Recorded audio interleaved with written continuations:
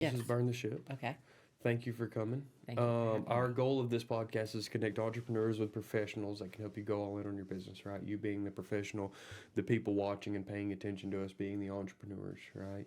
Really, we knew that there were a bunch of new players in the small business game a couple of years ago.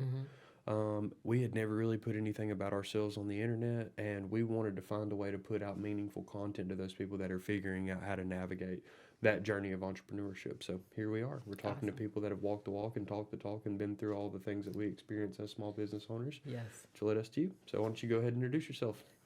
Hello, my name is Kayla Evans. I am the founder of ATL Body Works here in the great city of Atlanta, Midtown to be exact. Cool. I do massage and body work, That's exciting. and I love what I do. Tell me a story. How did you get into this, and how did you get into the entrepreneurship side of it as well? Into massage, Mm-hmm. terrible divorce, Really? and I was looking for something quick to do because I left corporate. I walked away from corporate, and I figured, oh, well, I used to massage my niece and my son. So, I just figured it'd be something, not knowing it was a school that specialized in mind, body, and spirit. Well, it's cool. Atlanta School of Massage. Oh, really? And it changed my life. Wow. It really did. And so what was your next step after that? You got a job with someone, I'm assuming? Actually, no. My story's interesting because I wasn't always a good girl. I was actually a fugitive on the run because wow. I used to do things that were not very good. So I was looking at 45 years. So I figured when the time came, if I was showing that I was doing something productive, it wouldn't be so bad. Right. So that's what happened. Once I got out of school, and I had to deal with that, and it wasn't as much time as I thought. I had to do 5 years, and the state was kind enough to reinstate my license, and then I was off to the races. Right. I started, which was a blessing. I started in Douglasville, Healing Hands. Tracy Gonzola and Cynthia Hawthorne, excellent therapists. They're real healers. They taught me some amazing things. And then I went to a place called Serenbe. It's a sustainable living community down 85 South, where you would say the creme de la creme reside. Usually, most of the residents, if you're not full time there, that's like their second or third home. So I walked into luxury. And it was a blessing because at the time I still had gold teeth in my mouth. Really? So a young lady named Rhonda, she gave me a chance. Mm-hmm. And it opened doors and opened my mind to a lot of amazing things. I've had the privilege to work on, and I still have celebrity clientele, billionaires, very successful, high-level entrepreneurs as well, and entertainers. So it's been an interesting ride. For sure. I see. And so where are you now? You're still working with a lot of that same clientele. Are you still kind of in that growth mode or Both. what's kind of the goals for you? Some are abroad. So when they're back in the States, it's really good. Yeah. And then now with the climate, people are living in my opinion, fear. They're holding on tighter to their dollar because they don't know if they'll have any more dollars. Sure. So it's been some stagnation. It has been. Yeah, definitely. Sure. And so you're in that growth mode. You want to find more of those clients that are staying local here, or are Yes. you Yes. still trying to entertain clients mostly in that celebrity market, or is it normal people, or what is it like? I mean, I'll work on anyone. Right. My goal is to really transition more into a teaching space. I'm seeing a lot online that's not the scope of what we do as massage therapists. And I'd like to be able to grab the newbies and let them know, this Exactly is what to look this, for. but this is not that. We don't sure. do that, not at all. And so what does that look like for you? What is the road to doing what you want to do? I have a good friend who is over graduate services at ASM, Atlanta School of Massage. Our schedule's alignment, but my goal is first of the year to start going maybe on Tuesdays, bringing them some donuts and just talking to them to see where they are, to see if there's synergy and alignment. My goal is I'm looking to build an all-star team. I'm not focused on talent. I'm focused on character. Because we can mold the can talent teach you aspect, the teaching definitely. part. But it's about character now, because sometimes people are just jumping even into entrepreneurship just for something to do, chasing a bag, and we're talking about people. Yeah. So, like I said, this is not that. You know what I mean? Definitely. Why do you love what you do so much? The benefits that clients receive from the work, providing a safe space. We're in a world now where people are just go, go, go, and it's to me systemic, as far as we're so programmed to just keep moving, and people don't realize that there are emotions trapped in the muscles. There's a lot of trauma in there, from even when we're younger to just being excited to. So then you wonder why your neck is all up in your, you know what I mean? People, it's the body. And sometimes we're so out of alignment that it's like that dull, achy pain. Your body's saying, hey, hey, but we're still going. And hey, hey, nobody's listening. And then when it's like, hey, I need you to come on, talk to me, love on me. Then it's like, oh gosh, I hurt my back, my leg gave out or whatever. And there were so many signs like, I'm trying to talk to you, we're just not in alignment anymore. You know what I mean? That's your powerhouse, your source. That's the machine. Yeah. And a lot of us don't take time for the machine because we just get up and we just go, you know, and it's just helping people come back to that space where it's like, wow, I needed that. You know what I mean? I needed that. So that's why I love it, because I don't know, it's just, I honestly feel it's a gift that sometimes it's just, I get in that moment and it's like that body just talks to me. It's like, to me, it's like, you know, dating. Hey, let me get to know you. It's like stranger danger. Hey, how are you? And sometimes I'll tell people in a consultation, there may be an area where you're like, hey, get in there. If there's resistance, I'm not welcome. We'll come back to it, and usually I can have my way, because it's like gravity force. Sometimes it's like, if you just relax, but you just 60 minutes that I feel like someone lays on an altar, and I'm able to do my best work for them in that moment. And you never know what that is. For sure. I've been fortunate. I had a young man when I was down in Serenbe working. He, after the third session, he was coming to see me like 3 days back to back, get a 90-minute. After that last one, and we were still in contact, he shared with me. He said, thank you. He said, I found out my wife was cheating. He said, I was going to kill her. Oh, hold on, sir. You want to talk about it? He said, the work kind of just helped me. Thank you. Whoa. I was just doing my job. But I was grateful that I was available in that moment, that he could just relax, unwind. And I think a couple years later, he brought her still together. Wow. And the way she shook my hand and said, thank you. He told, thank you, thank you, thank you. Yeah. I'm like, wow, that's what made me start really saying, well, maybe I'm really on to something. So, you know, every so often I do sabbaticals. I go in seclusion and just take time for me so I can be the best version of me, so then I can take care of my clients. Sure. Well, you look at it from a deeper perspective than I think a lot of people that provide the same service as you, is that you can kind of see how many places that it filters into your life. That level of relaxation and comfort makes a huge difference as far as the choices that you make, but not only the choices that you make, is just how you present yourself, even when you feel like you're just doing the things that you're cut out to do in your day-to-day basis, like the things that you're responsible for. Yep. You don't realize kind of the amount of tax that places on your body. You know what I mean? So I can understand that. I can relate to that from as a father and as a professional and all those things. It's like those things pile up on you, and sometimes either it's that safe space, or sometimes it's the touch, or even just the actual medical release of tension in your body that does things for you. It's hard to explain really the value of those things. So that's really, really cool.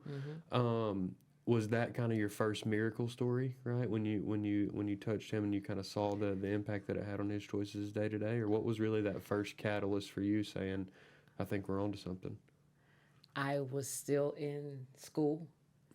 There is a technique called MFR, myofascial release. It's like the fascia is that webbing that covers the body, the webbing. And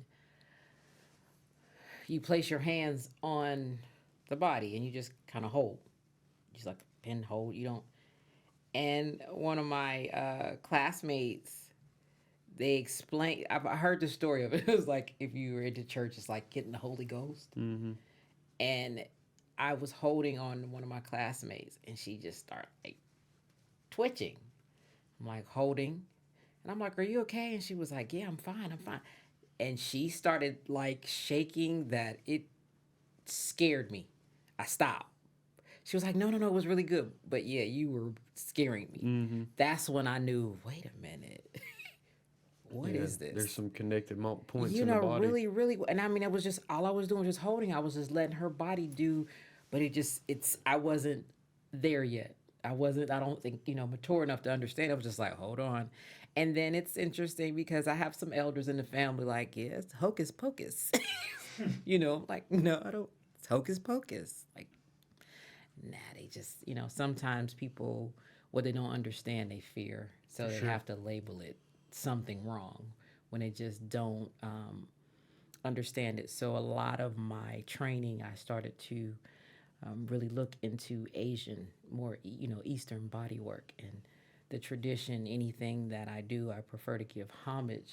I've never been to Thailand, but I'm a Thai practitioner, and I've been told by like natives, you do good work, and that's awesome considering I haven't been to their country. Sure. You should. But I've learned the technique well enough for them to say, yeah, this is good. So Well, I'm like, the okay. reason that their like point of view on medicine is the best is because of fighting. Is because so much of their culture is wrapped up into Muay Thai Mm-hmm. combat. Mm-hmm. Those guys fight like sometimes 60 times a year. So they understand, and they eat rice, Mm-hmm. which is incredible carbohydrate. It's Mm-hmm. clean for your Mm-hmm. body. So like they produce a ton of energy without eating a bunch of crap. Mm-hmm. They do the most work with their body physically, Mm-hmm. and then they find physical and spiritual ways to heal themselves. Yep. And they figure out what works. Yep. It's just the most data. You know what I mean? So it's a very interesting place. Tell me this, kind of at the beginning of your business, right? You're stepping out onto your own, and you're in this area of luxury. You're accumulating this portion of clients. What do you think that was your most valuable skill, or the thing that you did well that helps you be successful early on? I think for one, I wanted to be there. I I wanted to just make sure they knew it was okay to just relax.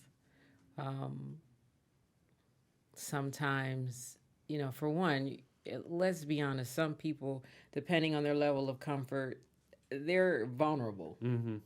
They don't know what you'll do. You can lay down, and I've said this before, and people think I'm nuts. You don't know what I'm doing when you lay down. I could be some psycho and just jump on you, hit you with something. You don't know, to just relax, release. There's no press. It's okay to just be. And that was my goal, to make sure to this day I'm serious about my clientele. Like, that's been a kind of dilemma as far as hiring. Because I've tested a few people, and once they knew who a certain person was, it got weird. Mm-hmm. And I don't want that. You know what I mean? I just want it to be where this is a nice environment where, so, I mean, I think it was just not getting caught up. It was only one or two clients that finally, I had to go in the bathroom one time and be like, okay, wow. You know what I mean? Then I went and just did what I do, and they enjoyed the services, thank God. You know what I mean? But I don't know. Like I said, it's just the moment when I put my hands on a body. It's different. Yeah. Yeah, no, I can understand that. Your desire to be there is a big thing. How bad you want to do something. Your brain is a powerful thing. You know what I mean? Absolutely. And when it decides it wants to overcome something, usually it figures it out. Absolutely. Tell me what was most difficult.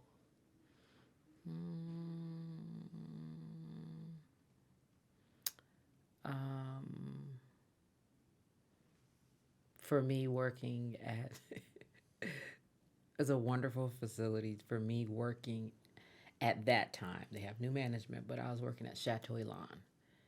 It was just different. It was get them in, get them out. Mm-hmm. And you go hard. And I can keep up with it, but I just don't feel you can It should give be a the different client, experience. you know what I mean? Yeah. It's just 50 minutes in, out, in, out, in, out. And I just don't, sometimes you get clients relaxed and you don't want to be like, hey, you got to get up. Yeah. They're spending great money, Oh yeah. you know, Oh, to no. just If kind you're of, at Chateau Lawn in you know what general, I'm you're saying? spending great money. You know what I mean? Trust You know, me. you just, to me, you just feel rushed. But I do understand as a business owner, you know, it's business. So that to me was, I don't think I was a good fit. So I worked there about a year and, you know, resigned properly, respectfully. And then I wind up at the Intercontinental. So I've had the privilege of working, you know, at nice establishments, but I just didn't think Chateau was a good fit for me. It's like the same experience as this podcast studio, right? Is that we had a really good vehicle for the conversations that we were having for people. You know, it was efficient. The table and the mic stands and everything, it made it really efficient and effective. We could get people in and get people out, and we could run this thing like a machine. But I took a step back from that because I believed that the way that you represent your business and the way that you represent yourself shouldn't be something that is so formal. It should be a conversation, Absolutely. you know? And so it's a lot, it's like that same thought process between it shouldn't be like, here's what you get for 50 minutes and you know, everybody needs something different. Everybody needs a different thing. Everybody needs a different touch or a different time or a different level of force. Like there's so many variables that putting it in this printing press was difficult for me to understand. That's why I wanted to change the experience there. So I can relate to that as far as the experience that you wanted to create for yourself and your own brand and your own experience and those services as well. It means a lot to exactly how you are interacting with your clients. You know what I mean? Tell me this, right? So the title of the podcast is Burn the Ship, right? And Burn the Ship is going all in on your business, right? It's committing and being that entrepreneur. You have a very unique perspective on that, on what got you into the door, because it was something that you had to find something productive to do. And then you gravitated toward making it the experience that you strived for. What is it like to burn the ship out of necessity versus burning the ship and going all in on your business because you want to make something so personal, right? Because I feel like kind of maybe you went through it twice. Well, the reason I believe I go so hard in the business and what I do for clients is because there have been times that I didn't feel safe. So I want people to feel something that I have not had the opportunity to feel in certain times in my life. So that's why when I say I just went all in, you know what I mean? I have children, you know, they're adults now, and I just wanted them to see me do something that in my immediate family that has not been done as far as entrepreneurship. We have entrepreneurs in the family, but I mean, far as immediately doing something I've never done before. Oh, yeah. And it's crazy. It's scary. You don't have a frame of reference. I thank God I have entrepreneurial, successful friends that I can vent up to. I believe in always venting up, you know. So I think that was for me to just be like, okay, we're going to do it. I have days that I question. Oh, yeah. Okay, last week I was like, Yeah. Trust me, it's not a super rare thing. And it's everybody wrestles with that in their own capacity. And it's easy to quit, but then you think about quit to do what? Yeah.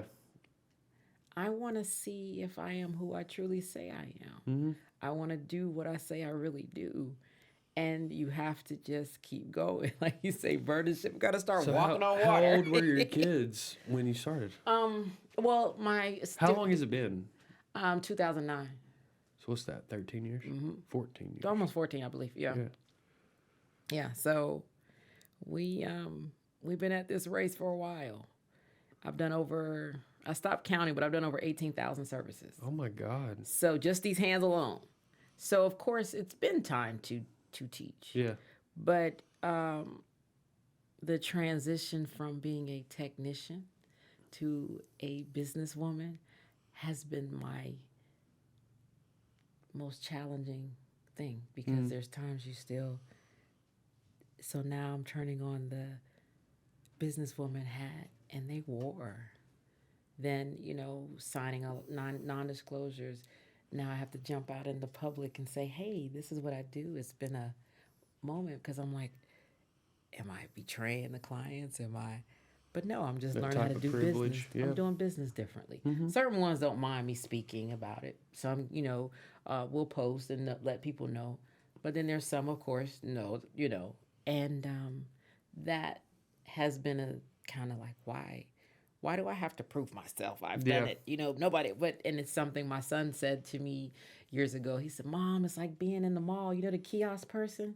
You're like down there saying, 'Hey, I have this great hand lotion or whatever.' Nobody knows you're down there, Mama. So you have to say something." And that just helped me shift and pivot like, oh, okay. And it's just a new way of, doing things. Social media is not evil. I agree. We rely on it pretty heavy.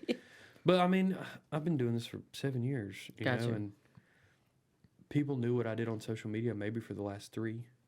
Gotcha. It's not everything. Exactly. You can get out there and open your mouth. You can put yourself in the right places. True. Too. It's like you don't have to be successful on social media to be successful. But you have to open your mouth in some capacity. Yeah.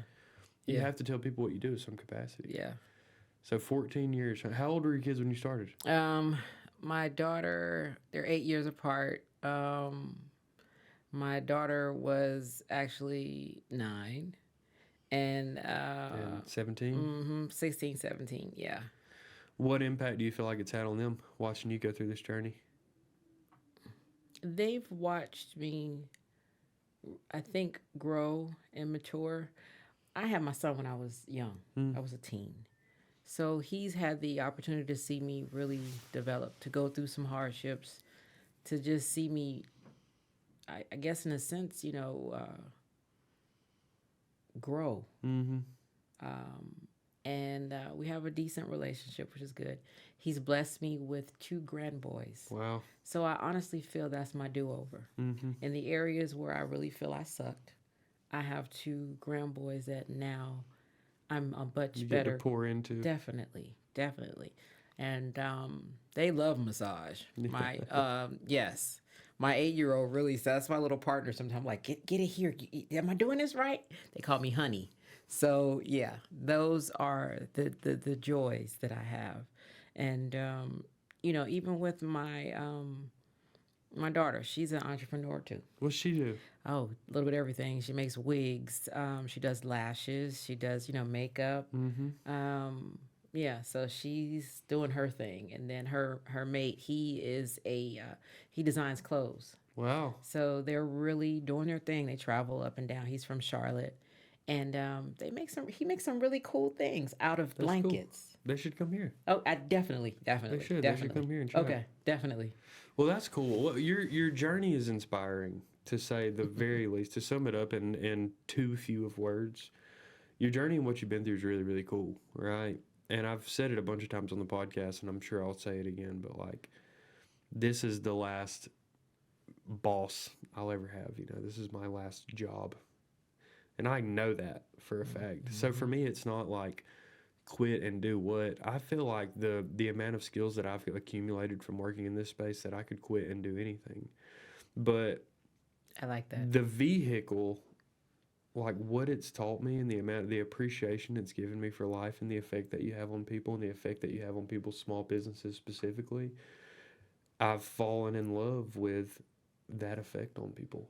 And I feel like you probably had a similar experience, right? It's like you found this thing that you could do for people that was super unique, and you kept pouring and kept pouring and kept pouring into people, and then eventually things started pouring back. Yes. And now you have that other opportunity of like your real shot at life is like being what you want to be for the people that are closest to you and love you most, that need you, you know. And that's a cool thing. Like business and entrepreneurship and all those things is a really, really cool thing. It's a unique thing. It is. And you've been through the highest and the lowest points of that. And I appreciate you sharing your story. I would love for you to tell people where to find you, how to contact you, and how to do business with you should they choose. Awesome. I would love for you to do that. Let them know. I am Kayla Evans, as you know, ATL Bodyworks on all social sites. My website is atlbodyworksco.com. I am at 1075 Peachtree Street, Suite 3, Unit 118 in Midtown. So our number is 770-765-1076. And as my tagline, I'm known to say, stop playing and come get these hands. Thank you. Thank I you. appreciate it. Cool. Burn the ship.